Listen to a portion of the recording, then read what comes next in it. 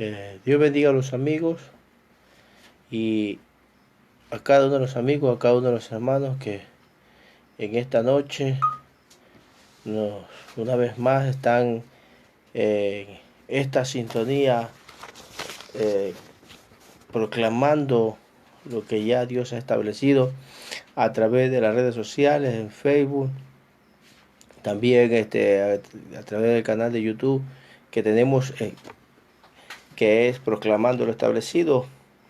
Ayer por causa de la lluvia no pudimos retransmitir, pero en esta noche vamos a seguir con las bienaventuranzas, la quinta bienaventuranza. Bendito sea el nombre del Señor.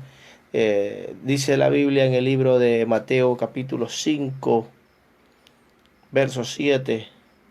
Bienaventurados los misericordiosos, porque ellos alcanzarán misericordia.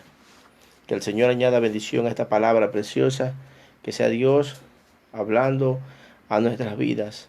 La bienaventuranza de la perfecta simpatía es el tema que en esta noche vamos a ver. La palabra griega para misericordia es élemo, como ya hemos visto repetidas veces. En el griego del Nuevo Testamento, tal como lo tenemos, se remonta al original hebreo y arameo.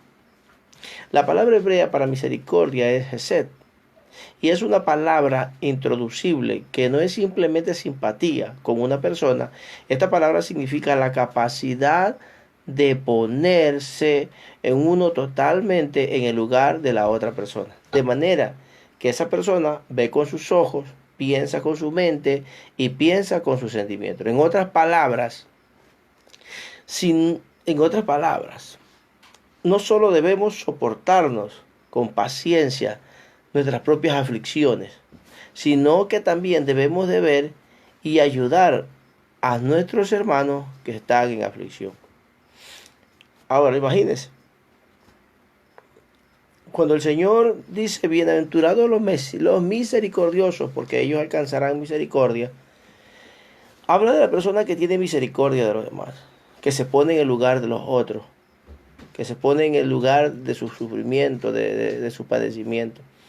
Una de las cosas es que cuando nosotros como cristianos vivimos y soportamos nuestras aflicciones en este duro caminar que tenemos cada día, donde la delincuencia está cada día más, donde ya no hay una paz, ya no hay una tranquilidad, ya no hay esa libre, se puede decir, esa libertad de salir, de ir, de caminar en las calles, porque la delincuencia se ha puesto terrible. Pero hemos creído que es el Señor el que nos guarda, que es el Señor el que está con nosotros. Ahora imagínense, bienaventurados los misericordiosos.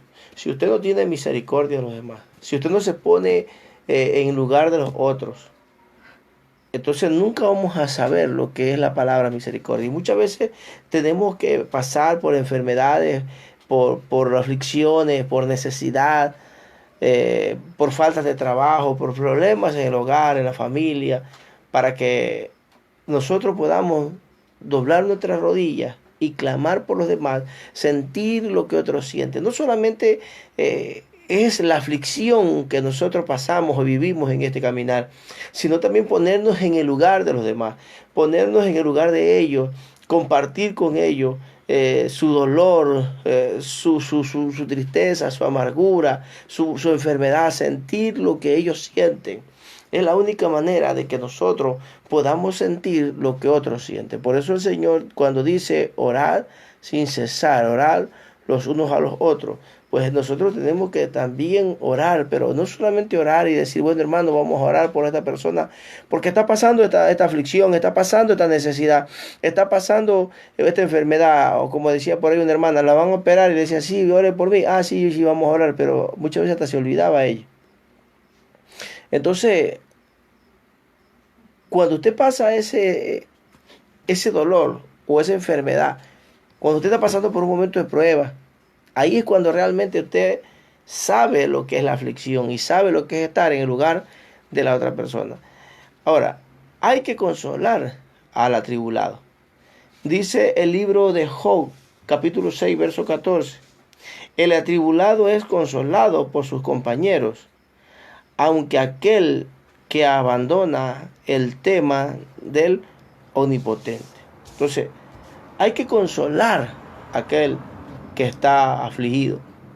No podemos llegar a la casa de una persona y decirle, estás pasando esto porque tú pecaste, estás pasando esto porque eres resabiado, estás pasando esto porque no vas a la iglesia, estás pasando esto porque te portaste mal, estás pasando esto, muchas veces dicen, no, porque tú no cumples con la iglesia, porque tú no cumples con los diezmos, y te meten tantas cosas, porque acuérdense, en el tiempo de Job, cuando Job está enfermo, llega uno de los amigos, una enfermedad que casi un año duró en la vida de este hombre, había perdido todo, le había caído sarna en su cuerpo.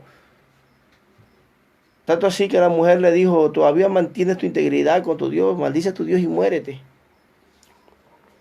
Pero sin embargo él seguía confiando y creyendo en Dios. Vino un amigo que en vez de darle una palabra de aliento, más bien vino a hablarle, a decirle que quizás él había pecado, que él había fallado, porque una de las cosas era que cuando Dios permitía que las enfermedades llegaran a ciertas personas era porque habían pecado. Tal es como el pueblo de Israel. Cada que pecaba el pueblo de Israel y se olvidaba de Dios e iba tras dioses ajenos, ¿qué pasaba con el pueblo de Israel? Venía Dios, levantaba a los madianitas, levantaba a los filisteos, levantaba a las diferentes naciones que habían a sus alrededores para coger y para afligirlos, para que llevarlos en cautiverio por causa de la desobediencia, por causa del pecado. Entonces, había una costumbre en Israel que cuando usted estaba enfermo, estaba padeciendo algo, era porque había pecado. Y muchas veces la gente hoy en día que te censura, que te dice que, no, porque estás en pecado, es que tú estás siendo afligido de esa manera. Ahora, vistiéndonos, dice, de entrañable misericordia, según Colosenses, capítulo 3, verso 12, dice, vestió pues como escogido de Dios, santos y amados, dice, de entrañable misericordia, de benignidad, de humildad, de mansedumbre y de paciencia. Bendito sea el nombre del Señor. La palabra entrañable significa predilecto, preferido, íntimo, amado, estimado. Cuando él dice que hay que amarlo con entrañable misericordia, como una persona especial. Estar allí en ese momento para ayudarlo, para levantarlo, no para acusarlo, no para censurarlo, sino para que uno pueda de esta manera ayudar a aquella persona a levantarse de ese lodo, de ese sufrimiento, de ese padecimiento, de esa enfermedad, de esa tribulación, de ese momento de quizá de escasez en la que esté viviendo. Debemos llegar a esa casa, no a chismear, no a contar cosas que no vienen al caso, sino más bien a dar ánimo, a fortalecer, a animar a aquella persona para que se pueda levantar. Hemos de sentir nosotros compasión de las almas de nuestros prójimos y tratar de ayudarles.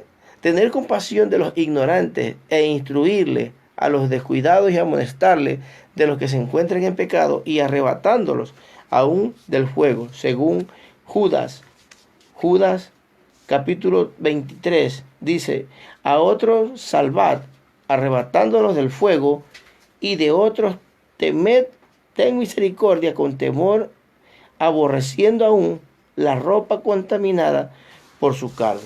Entonces, debemos nosotros de arrebatar, de tratar de ayudar a aquellas personas que andan en el mundo.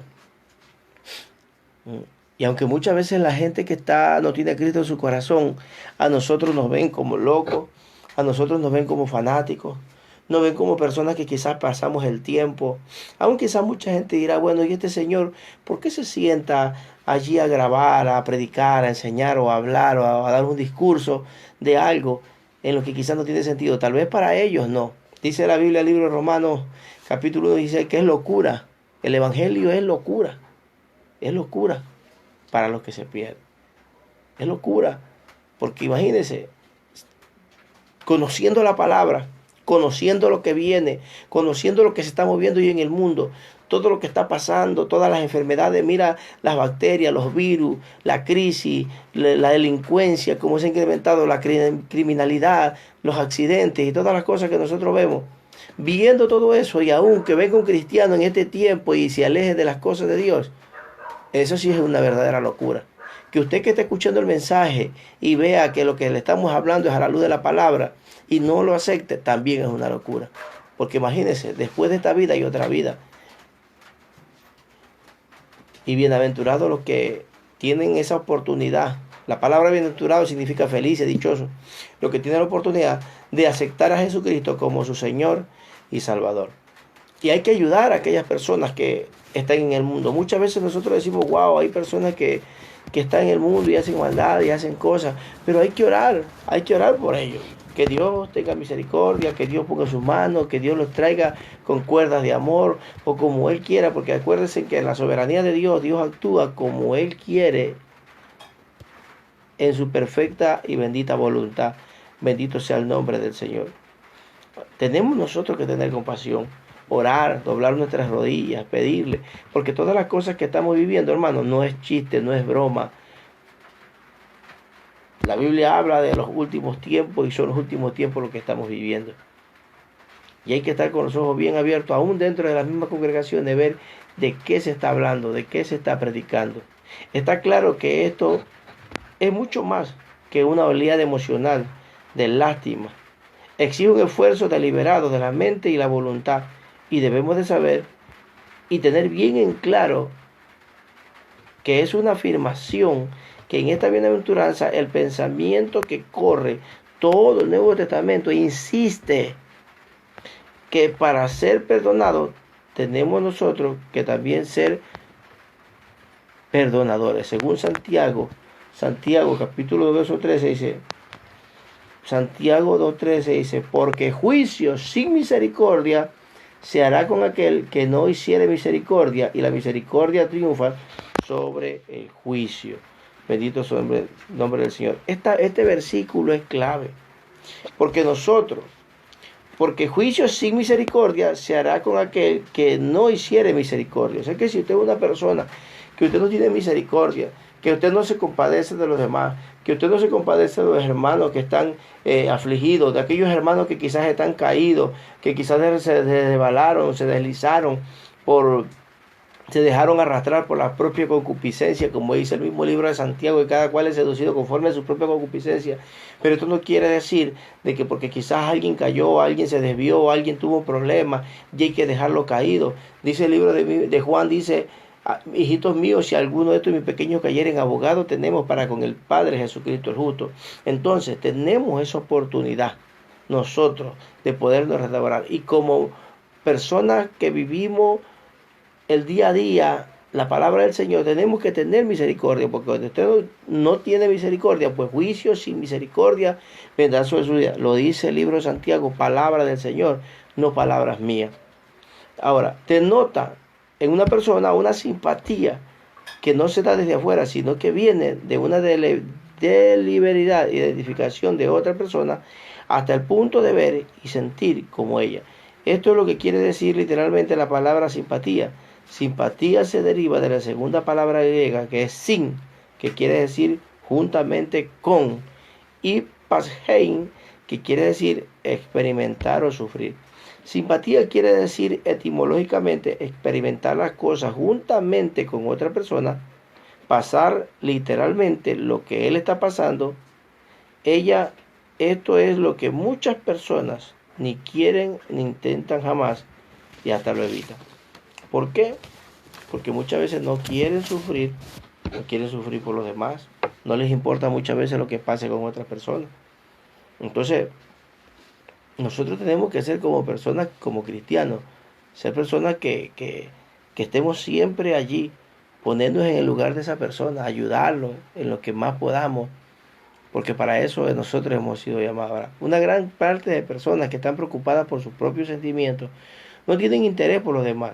Y si les da pena de ese desde afuera y no hacen ni un esfuerzo consciente de mantenerse dentro de su corazón y de la mente de la persona, y de tal punto de ver y sentir lo que esa persona está sintiendo, si hiciéramos de ver a este esfuerzo deliberado y nos identificáramos con la otra persona, las cosas serían muy distintas. Cuando nosotros pensamos, vemos, entramos dentro del corazón, igual que a las otras personas, vamos a saber y sentir realmente lo que ellos están sintiendo. Pero ¿qué pasa? Vamos a ver ahorita 3 puntos de lo que muchas veces eh, hace que nosotros reaccionemos muchas veces igual que los demás. Ahora, uno, nos salvaría de ser amables equivocadamente. En Lucas capítulo 10, verso 38 y 42, habla de un tema cuando Marta era amable, una mujer doméstica, una mujer servicial, pero eso no era lo que necesitaba Jesús en ese momento. María entendió lo que Jesús quería, porque lo que en ese momento Jesús lo que quería era alguien. Acuérdense que estaba viviendo ya los últimos tiempos y Marta, María y Lázaro eran los amigos íntimos del círculo de Jesús, y es donde él va donde ellos, a preguntar, a hablarle y está conversando con ellos. Ya se sentía que la presión ya lo venía, porque acuérdense que Jesús como hombre sentía que se acercaba la hora del gran padecimiento de ir a la cruz del Calvario. Entonces él lo que en ese momento quizás quería era alguien que comprendiera, que lo escuchara. No quería que alguien quizás le estuviera sirviendo. Y eso es lo que pasa muchas veces cuando nosotros no tenemos la visión. Vamos a una casa y no le oramos a Dios, no le pedimos al Señor que nos guíe qué es lo que realmente esa persona está pasando, qué es lo que realmente esa persona necesita en ese momento. En ese momento quizás esa persona necesita, qué sé yo, algo, pero hay que dejarlo dirigir por Dios. En una ocasión nosotros fuimos a visitar a un pastor y fuimos a hacerle un culto a su casa. Y mientras estábamos allí, se hizo el culto, el hombre estaba sentado, no se paraba, estaba como tullido, tenía una enfermedad. Yo no lo sabía, me tocaba predicar en ese día y me acuerdo que cuando justamente me toca predicar a mitad del mensaje, y yo soy de las personas que nunca hago estas cosas siempre y cuando Dios no hable a mi corazón. No digo que escuché la voz de Dios, sino que lo sentí en mi corazón. Y en ese momento le digo, varón, he sentido en mi corazón orar por usted. Y el hombre obedeció, se paró, yo pongo mis manos sobre él y me acuerdo que en ese momento, imagínense, él no cantaba ni nada. Cuando yo pongo mi mano sobre ese varón, sentí un fuego que cayó sobre mí y sobre él al mismo tiempo. Y ese hombre, lo que estaba tullido, se levantó. Nunca había visto un milagro tan así de frente y en vivo. Y peor que Dios me haya usado como instrumento en ese día. El hombre se levantó, se paró, cogió una guitarra, sabía tocar la guitarra y contento abrazó al uno, abrazó al otro, se puso a cantar. O sea, fue un milagro realmente. Dios le dio lo que en ese momento él quería. Me usó como instrumento. Porque cuando nosotros nos dejamos usar por Dios, y no por las emociones, sino porque por lo que Dios quiere que en ese momento hagamos, entonces vamos a ser de bendición al lugar en el que nosotros vayamos. Vamos a ser de ejemplo, vamos a ser de ayuda y de mucha ayuda para poder levantar y restaurar a esa persona. Número 2, nos haría el perdonar y la tolerancia mucho más fácil. ¿En qué? Hay principios en la vida que olvidamos muchas veces nosotros. Que para una persona que piense y actúe de cierta manera, siempre va a haber una razón. Y si nosotros conociéramos esa razón, no sería mucho más difícil comprender, simpatizar y perdonar. Si una persona actúa según nuestra manera de pensar equivocadamente, puede que sea porque ha pasado por una experiencia que le hace actuar así de esa manera. Muchas veces nosotros decimos, wow, esta persona ya pasó, no me saludó, yo voy a actuar igual que él, cuando no debe ser así. Muchas veces nosotros no sabemos lo que le esté pasando. Uy, me vio de frente, pero no me saludó, pero no sabemos lo que realmente esa persona tiene. Entonces muchas veces nos equivocamos y actuamos igual que esa persona y muchas veces peor. ¿Por qué? Porque si una persona a nosotros nos trata mal, puede que sea porque él tiene algo en ese momento. Él está ofuscado, tiene un problema. ¿Ah? O alguien es descortés, no nos saludó. Y muchas veces nosotros decimos, bueno, ¿por qué no me saludó? Yo tampoco no lo saludo a él. Ya no lo va a saludar más. Cuando no, como cristianos, nosotros no podemos ser así. Hay mucha gente que piensa a la ligera y actúa a la ligera. El Señor le dijo a Pedro, cuando Pedro le dijo, Señor, si me ofendieren, ¿Hasta cuántas veces? Hasta 7 veces le perdonaría. El Señor le dijo, no, hasta 70 veces 7. Imagínense. Entonces, nosotros no debemos actuar por instinto, por la carne, ni por nuestros ojos, sino dejarnos guiar por el Señor. Si alguien no nos saluda, si alguien quizás nos pasa de largo, pues tranquilo, no pasa nada. Nosotros como cristianos tenemos que dejarnos guiar por el Señor. Y número 3, en último análisis, ¿no fue eso lo que hizo Dios en Jesucristo? En Jesucristo, en el sentido más literal, Dios se introdujo en el interior de la persona humana que vino aquí a la tierra como hombre. Vio las cosas con los ojos humanos, sintió con sentimientos humanos, pensando con una mente humana. En otras palabras, Dios sabe cómo es la vida. Él te comprende. Por eso es que una de las cosas que Jesús dice, cuando Él dice, ven a mí confiado, acércate a mí, porque Él vivió, Él estuvo aquí, Él sabe cómo es este mundo. Y Él nosotros nos comprende y Él es el que nos va a ayudar. ¿Por qué? Porque Él se introdujo hasta su interior más íntimo. Bendito sea el nombre del Señor. Santo Dios. La reina Victoria de Inglaterra era una mujer que casi nunca salía. Y en esa también había un hombre que era el rector de una universidad, de una escuela. Muere el rector y también muere el esposo que era el rey de la reina de Inglaterra. En una ocasión ella se baja y va hasta el lugar donde estaba la viuda, la mujer del rector, y ella quiere coger, cuando la ve, quiere agacharse y quiere venerarle, a rendirle honores. ¿Y qué le dijo ella? No lo hagas, porque simplemente hoy vengo como una mujer, como una viuda que comprende la soledad de otra mujer que también es enviudado. Entonces imagínense, eso es precisamente lo que Dios hizo. Vino a la humanidad, no como el Dios soberano, distante, remoto, aislado, sino como un hombre. Ahora, el ejemplo supremo de misericordia, Hesed, es la venida de Dios en el mundo a través de su Hijo Jesucristo, para que nosotros pudiéramos acercarnos a Él y para que nosotros pudiéramos conocernos. Él nos presentó a su Padre por medio de Jesucristo. Solo aquellos que muestran esa misericordia recibirán misericordia. Esto es verdad a nivel humano, porque es la gran verdad de la vida que nosotros veremos en otra persona, el reflejo de nuestras actitudes. Si nosotros no tenemos interés para nadie, así serán ellos también con nosotros. Así que usted no esté esperando misericordia si usted no tiene misericordia. Usted no esté pensando en piedad si usted no tiene piedad. Si ellos ven que nosotros nos preocupamos, su corazón responderá también para preocuparse por nosotros.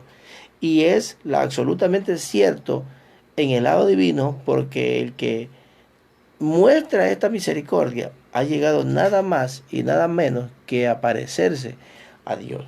Solamente aquel que tiene misericordia, solamente aquel que ayuda, que da la mano, es una persona que realmente ha conocido a Dios, una persona que realmente ha cambiado. Así que la traducción de esta quinta bienaventuranza podría ser de la siguiente manera. La bienaventuranza de la persona que se pone hasta el punto en el lugar de los demás, que puede ver con sus propios ojos, pensar con su mente y sentir con su corazón. Porque el que es así con los demás, descubrirá que los demás hacen lo mismo con él y sabrá que eso es lo que Dios ha hecho en Jesucristo. Que el Señor añada bendición a esta palabra y a su vida. Será hasta el día viernes que estaremos retransmitiendo el mensaje de el reino de Dios. Que Dios le bendiga.